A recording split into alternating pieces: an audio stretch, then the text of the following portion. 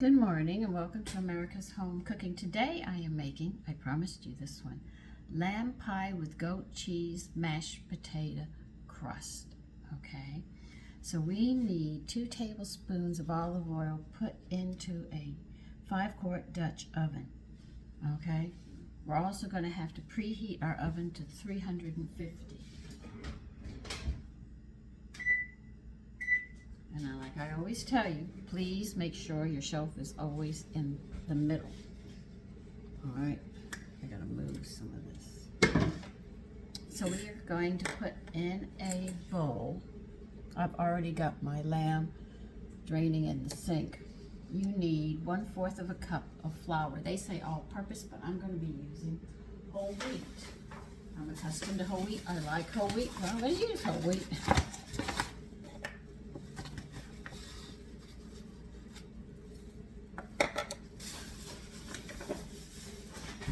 And to this flour, we are going to be adding 1½ teaspoons of salt.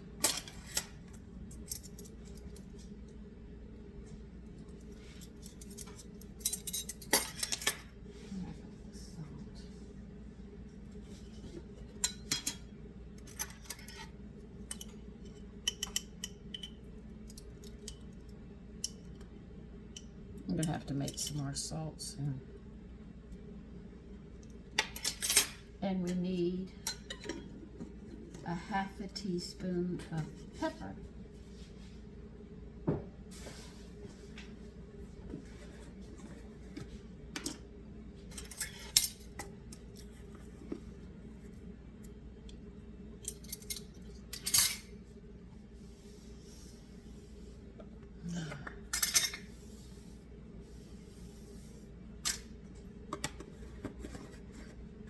The only thing you would have to make with this dish when we're done with it is either serve a salad or vegetables, and that's pretty much it.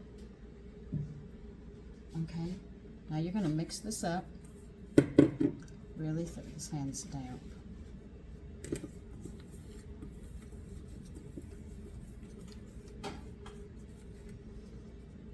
And they want us, let me get a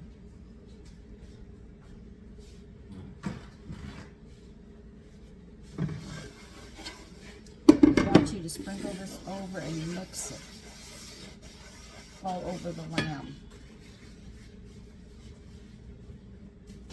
This bowl is damp.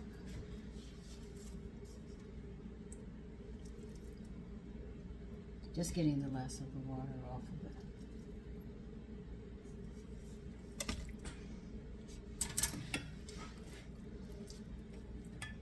Butcher gave me a little more than 2 pounds, but it's 2 pounds of boneless lamb.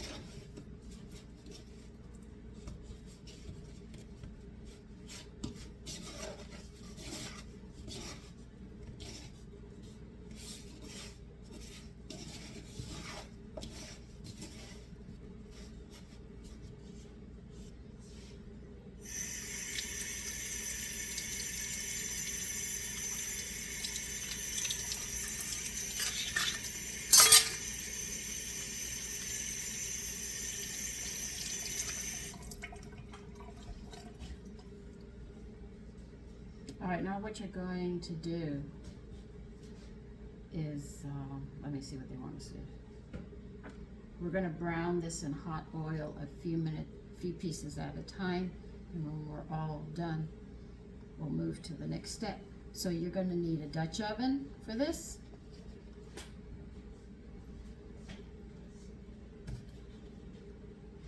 And here is the Dutch oven I have.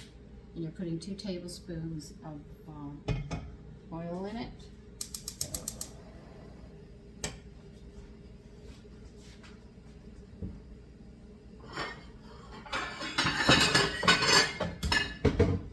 Please remember that with a Dutch oven, you have to have oil in it before you heat it up. You cannot heat it up without something in it. You will damage it. I'm trying to get you over here. In between the wine and everything, I'm just trying to get you in a situation where I can maneuver with you better.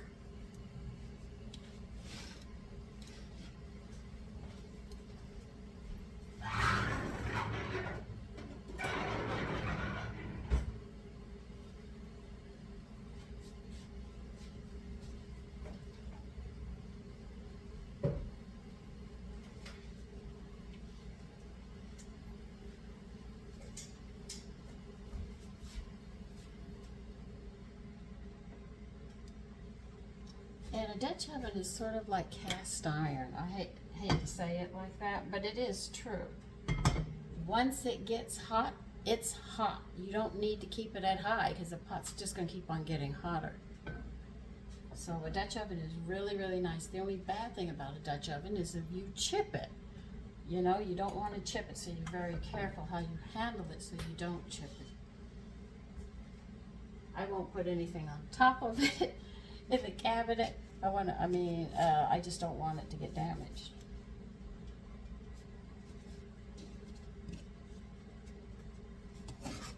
Now cast iron, it could take a beating. I mean, it goes through fire and everything and it still comes out.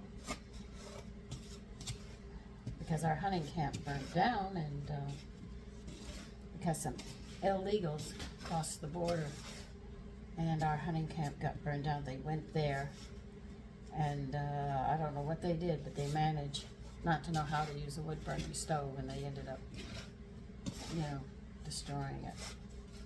But the pot was saved. The cast iron pot was saved, which is really funny. You wouldn't expect that, but it was salvageable. Nothing else was. Yeah, I know you're going to get hot.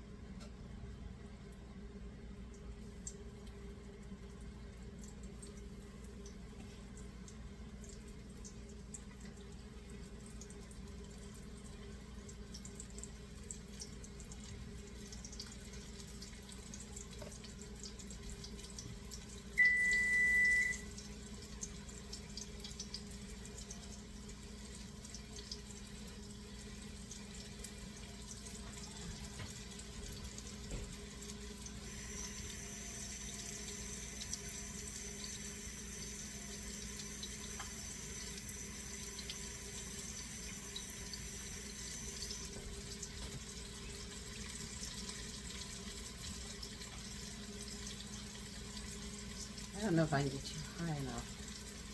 Let me see if I can get you over here. Make it easier for you.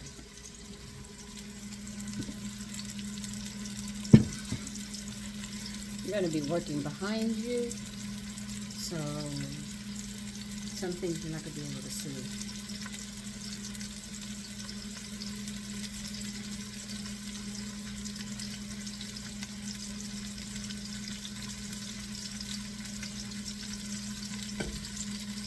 And remember, cast iron handles are going to get hot because it's one solid piece. And the lid does go on it, and you can put it in the oven, so it's really good in that aspect.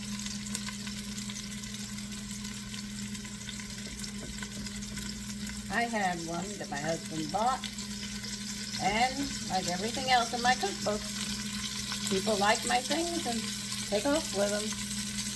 So I had to buy this one.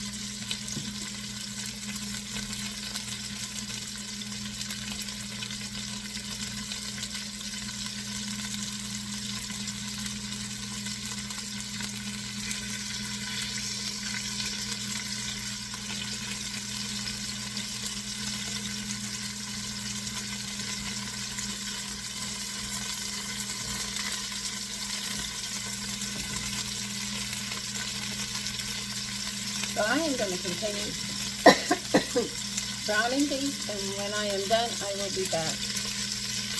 Okay, this is my last batch. I'm taking them out. You're going to need 1 cup of onion, 1/2 inch cut slices. I cut mine into 1/2 moon. And you're going to need 3 garlics. I just chunked them because they don't say mince or anything. They just say 3 garlics. So that's what we're going to be adding to the pot next once I get all this meat out.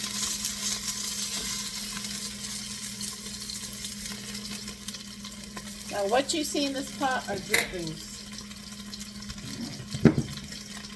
I want you to learn the proper terminology. What's sticking to the bottom of all is drippings. Here's my garlic and my onion.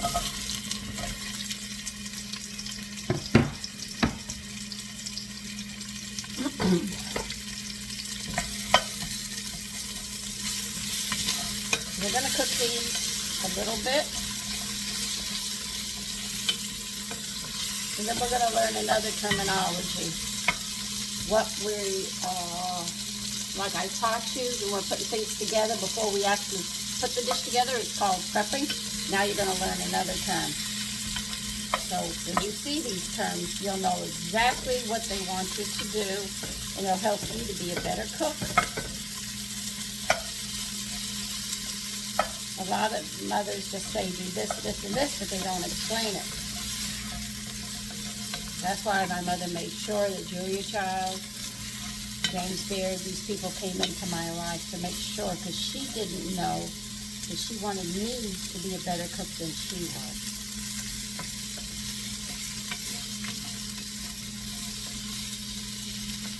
I'm going to wait till these get soft.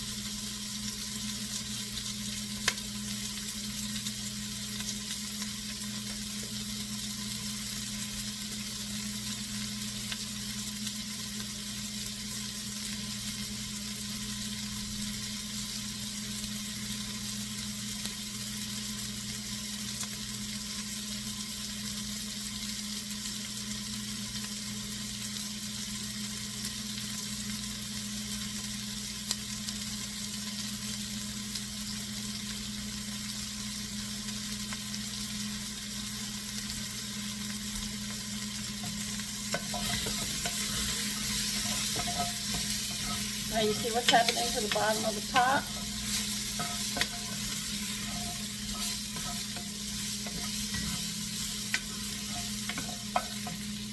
Let me see if I can get you higher without turning you off and flipping you down. Instead of doing what I did yesterday. See how the pot is?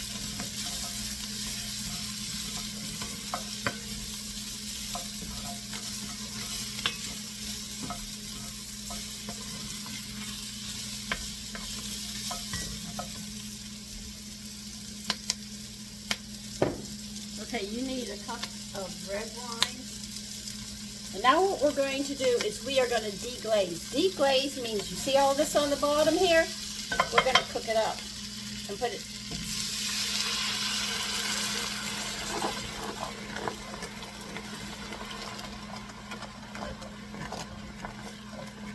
And it's all coming up. You're going to add the meat into this. That's how you deglaze. Literally like that. So when you hear the term deglaze, you understand exactly what they want you to do.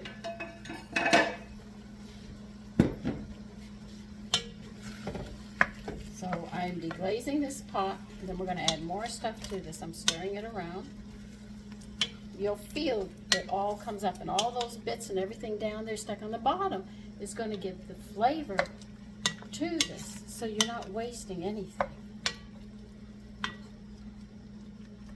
A lot of people don't understand when they say deglaze. What am I doing? Deglazing actually means you're cooking those bits up that stuck to the pan.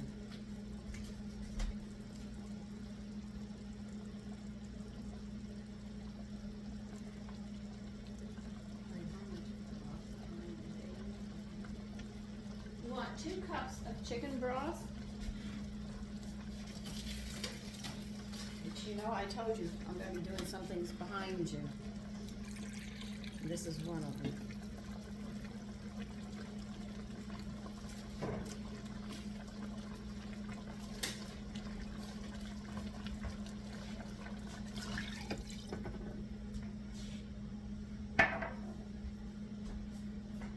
Now you're going to add 1½ teaspoons of thyme.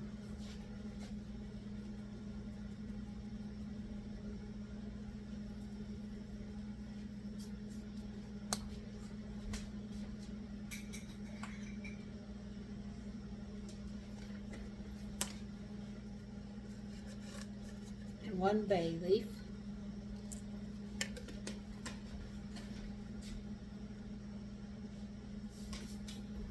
Seems she doesn't like bay leaves. My family does, so I'll just break mine up. If you don't, leave it whole.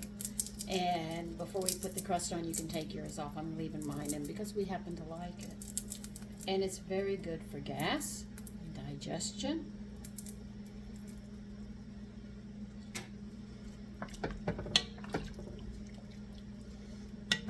And then we'll get to making the crust while this is cooking in the oven.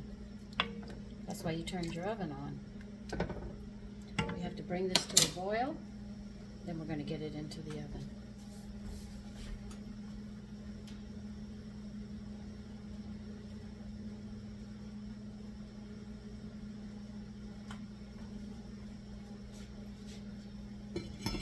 So once it comes to a boil, we'll move it to the oven and we'll cook it for 30 minutes. And in those 30 minutes, we'll get the potatoes, which is the topping. We'll need feta cheese. What else will we need? We're going to need milk, goat cheese, my mistake, and potatoes. Okay, so that's what we're going to be doing as soon as we get that in the oven. I have to wait till I get it in the oven. Once you put yours in the oven, it's 30 minutes, and then we'll be putting the topping on, and then it'll be going back into the oven. You know what? I am going to add some bone broth to this. I know it's boiling, but I am going to add maybe a tablespoon or 2, which would be good for our joints.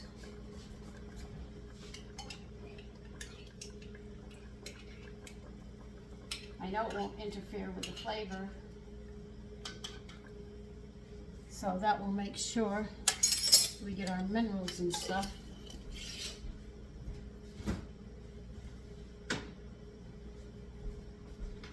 And it's boiling almost. And then I'll get it in the oven. Now they want 4 cups of mashed potatoes. If you ask me how many potatoes that is, I have no idea.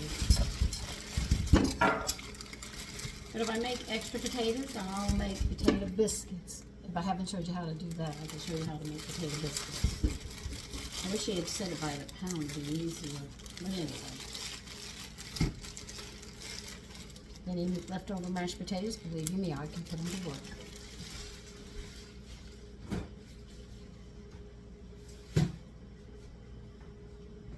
And I'm going to leave my potato skins on. That's why I'm using Eastern potatoes, because if I use Idaho, the skins are very strong in flavor. So I don't like them in my mashed potatoes, though I have used them. I'm not overly fond of them. When I go to make mashed potatoes, leaving the skins on, but I leave the skins on because it's good for my hair. But using the Eastern potatoes have a thinner skin on them, and I notice when I use them, they don't interfere with the potato flavor. It's mild, so that's why I'm using Eastern for mashed potatoes.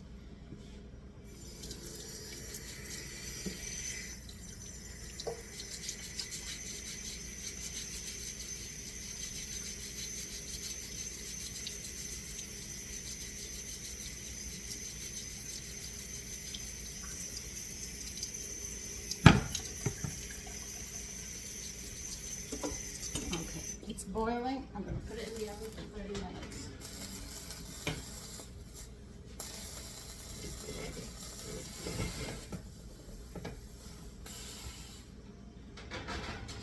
Whoa, that barely fits. Okay, we got it.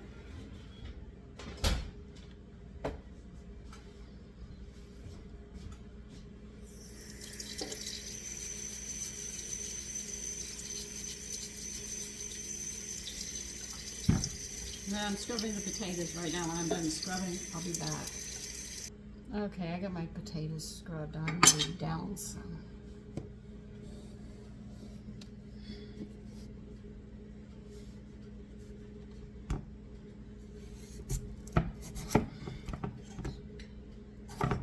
Now I cut and dice this very fine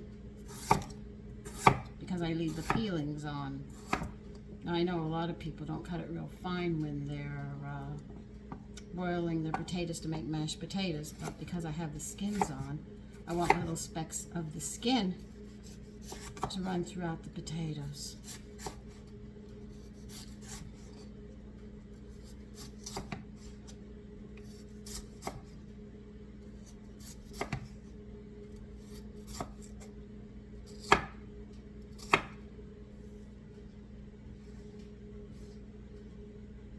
So you'll get little pieces of the skin of the potatoes like that, very, very small.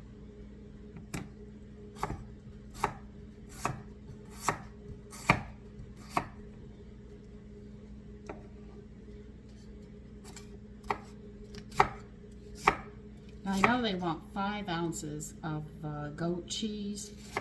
They don't say on the milk, so I have to wing that a bit, because it's just milk and potatoes and goat cheese.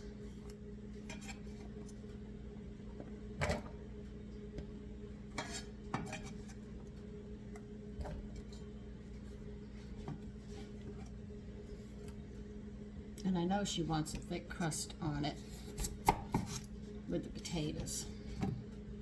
Now we had that Parmigiano dish, not the Parmigiano, what was it? Oh, the mashed whipped potatoes with the breadcrumbs on top of it. We like the dish, but we don't like the breadcrumbs. See, I usually don't use breadcrumbs. I usually use wheat germ in place of it. My family likes it better. They found though it is good, because we use the buttermilk and all, and the mashed potatoes had good flavor, but the only thing we didn't like was she put too many breadcrumbs on top of it, and we weren't overly fond of that. It was like the breadcrumbs were drowning, but the rest of the dish is fine, so I'm going to cut back when I make that dish, and I'm only going to put some wheat germ on it, which we like better. It has a nicer flavor. The breadcrumbs seem dry, but the wheat germ seems to bring out the moisture and the nuttiness. I just can't remember. It was the one we made mashed potatoes. It was over a casserole. Anyway. So my family said it was good, but too much breadcrumbs. And I put on a half a cup because that's what she wanted. No, I cut it in half and it was still too much, I think. So I'm going to use wheat germ next time, and I think it will do quite well.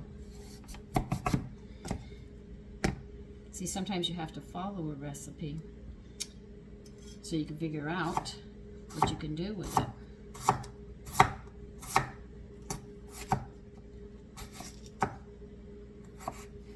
Now, I am going to repeat this again. I have said it in other videos. But a lot of people are having incontinent problems. When you use that term incontinent, it means you cannot hold your bladder or maybe your bowels in one direction. But most of the time it's related with bladder. If you don't get enough protein, you're going to have problems holding your bladder. Now, there are other nutrients that also affect it, but the one thing that keeps ringing out is if you don't eat enough protein every day, you become incontinent. And that's what happens with women who have given childbirth. They ate what they wanted, not realizing 70 grams of protein goes to her. So you've got to eat almost double that a day. So you've got to eat a lot of food to make sure your body has maintenance, and so does it. And men, as you get older, you're finding out you're having the same problems. This problem would definitely be coming, and I'm going to say it, though I have no proof of it. I think it's the preservatives that are put in the food and everything else.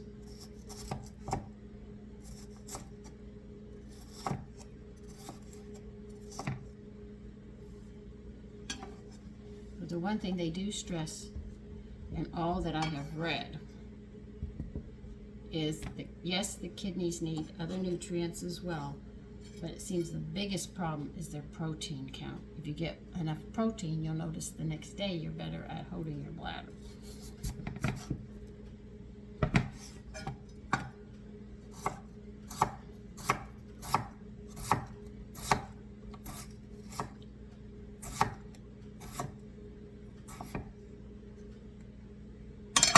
We didn't have these problems before. We have them now.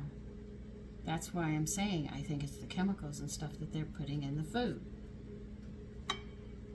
And we're not getting our minerals the way we should.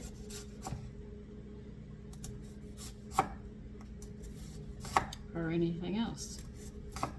So the American people have been lied to and abused just so a few people can make a lot of money.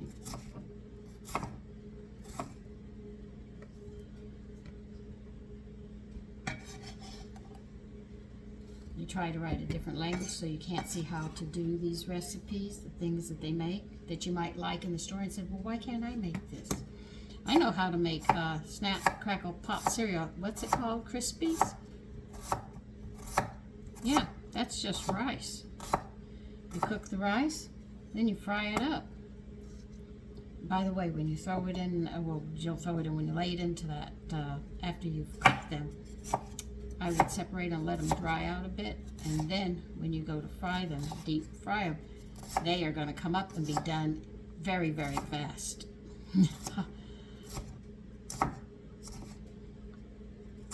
So that is nothing but puff starch, but it used to be rice. Ratina is whole wheat. They take and crack it to a certain point, and then they sit there and you cook it. So you're eating that.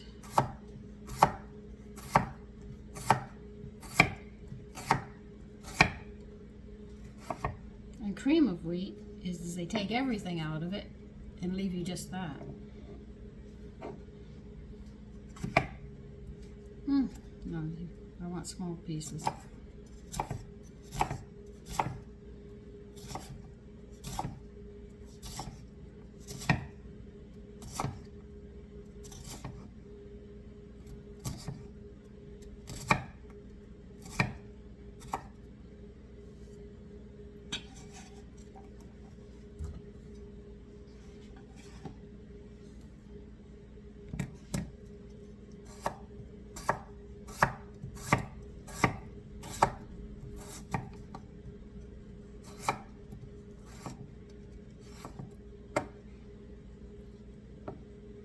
Now I have a section in my, I think at level 2, I have a yay nay on it. The yay nay is if you try one of the dishes and you make it, you can leave your opinion. Or if I ask your opinion, you can give your opinion. So if you try a recipe, that's a nice place where you can sit there and let me know what you think of it, or how you would change it because you didn't like it that way, you know? That's why I put yay, nay there. I'm thinking about, I haven't made it an absolute, but I was wondering, should I have a chat time? I put that at level 3. A chat time, maybe 15 or 30 minutes. I would sit down and we could chat, get to know each other. Oh God, that smells good. You know, because you don't know me except that I'm cooking, all right? And I tell you some things, give you some information and stuff, but it'd be a time that we get to know each other. So let me know if you think that's a good idea. Right now the whole thing is opened because I made a mistake and I am having more trouble getting this YouTube up. I tell you, I am not computer savvy, as they say. But anyway, if you have an opinion on that, let me know what you think. Yay or nay? Should we have a chat time and get to know one another? Because I would like to know you as well. I wonder if that's 4 cups. I tell you one thing, we're going to have a lot of mashed potatoes.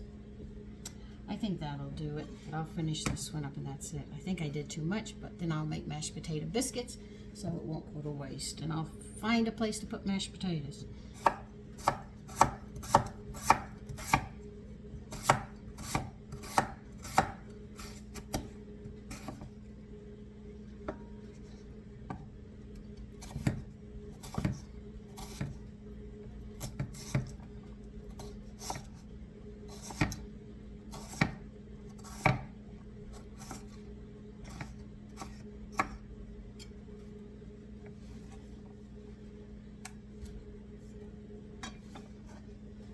Now, because I dice them like this, they cook very, very fast. I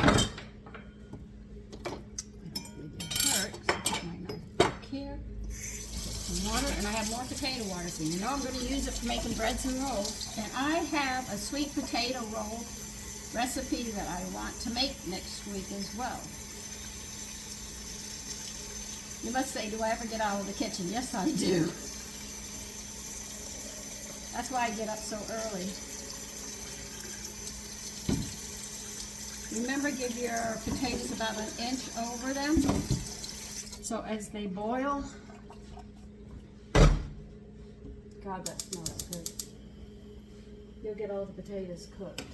All right, so we've got to let that cook. Where I put the water. I'm going to bring those to a boil and cook them till done. And I will be back then. But remember, if you have an opinion on the yay, nay, if I should make a chat time where we can chat with each other, let me know of your yay or nay. Okay? And I'll see you when we're ready to move for those potatoes. Okay, I got my potatoes out. And instead of mashing them, I'm going to cheat. I can say it, I'm going to cheat. Okay, it's going to go this way. No, this way. Yeah, I'm going to do it this way.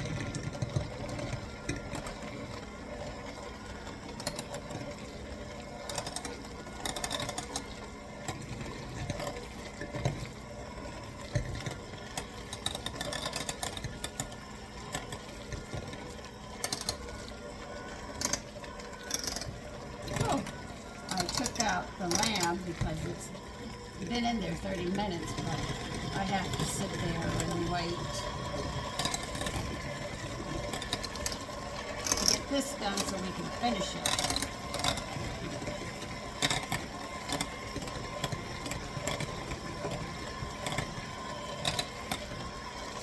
I mean, I still have potatoes in there.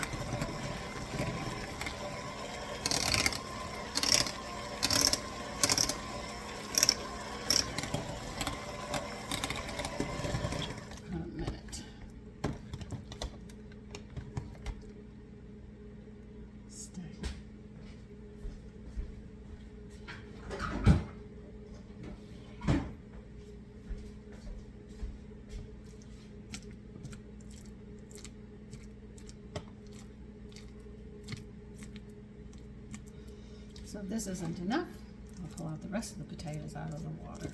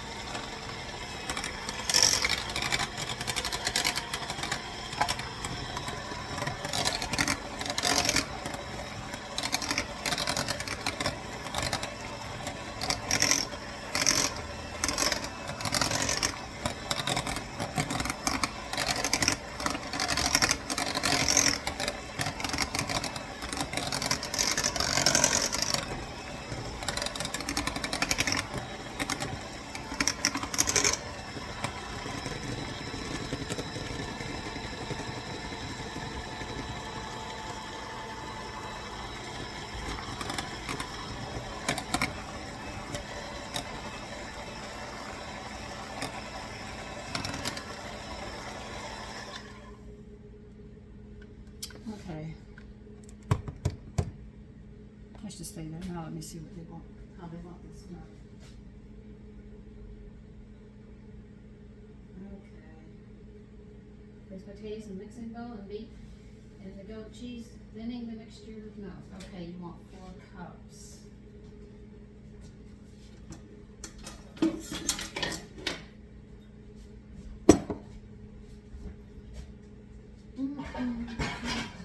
Okay, now that I beat my potatoes,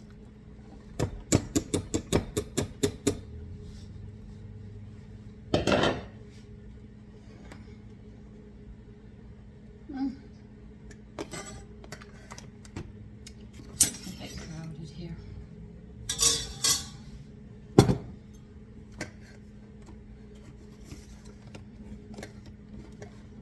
Sorry about that. I am going to knock you over, and I really don't want to do that. Okay, I want 4 cups. I might have 4 cups here, I don't know. If I don't, I'll do more potatoes up.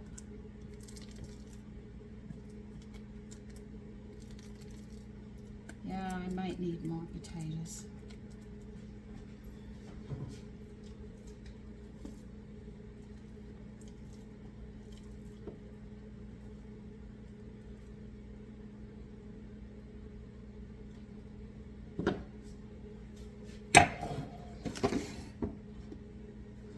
I am going to just make a mess.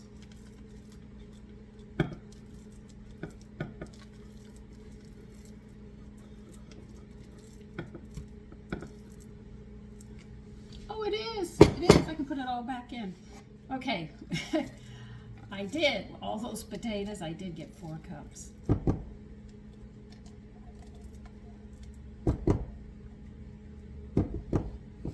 I didn't think I had. Okay.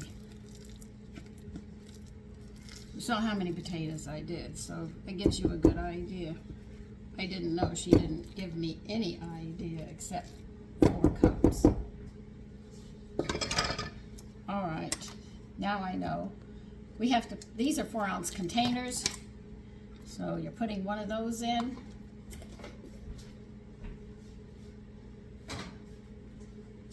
And you're going to put some of this in. I don't know how much to tell you. I am just going to lump it in, and whatever comes out, that's it. But it is 5 ounces, and you want to weigh it out.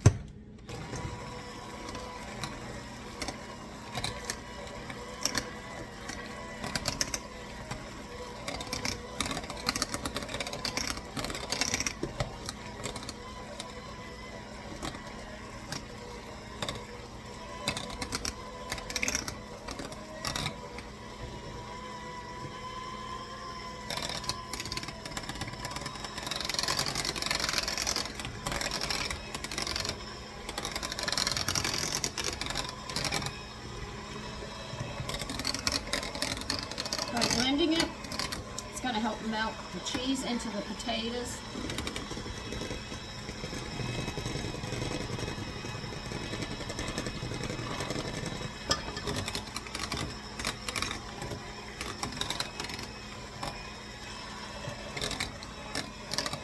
Now she said to make it smoother, add a little milk.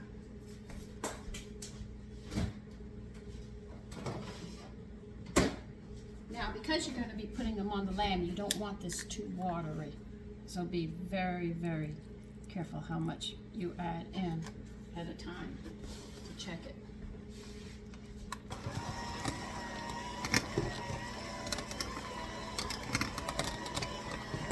And remember, it's also going to absorb the liquid as well. That's why I'm only putting a little bit in. That should be it.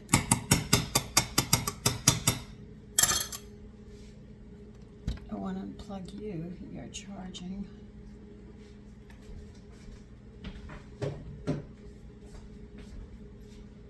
Oh, how am I going to move that over?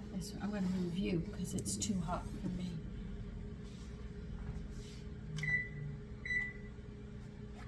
It is going back in the oven. I'm not going to lie to you. And see, there is liquid in it. So the thing is that you don't want your potatoes too loose.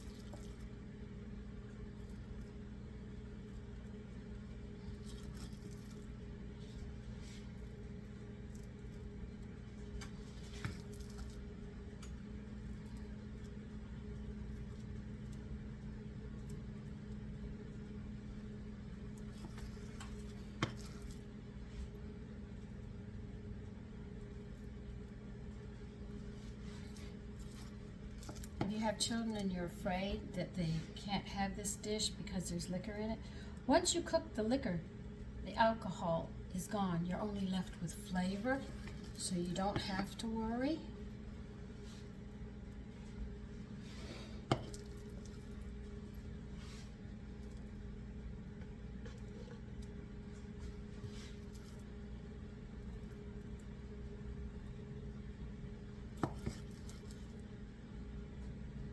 It's a little bit everywhere, isn't it?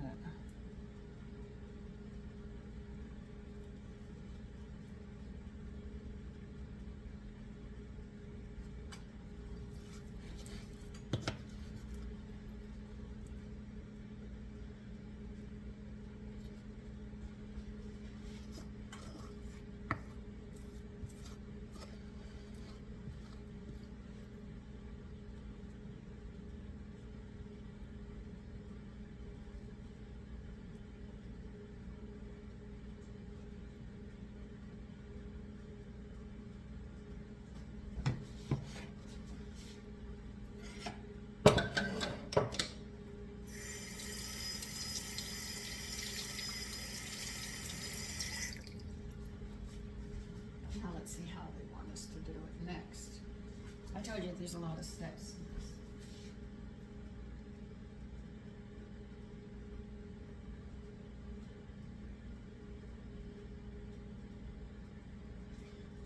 Okay, we're not using the lid anymore. We're going to put it in here, just like this. And what you want it to do is to have the potatoes golden. And that's it.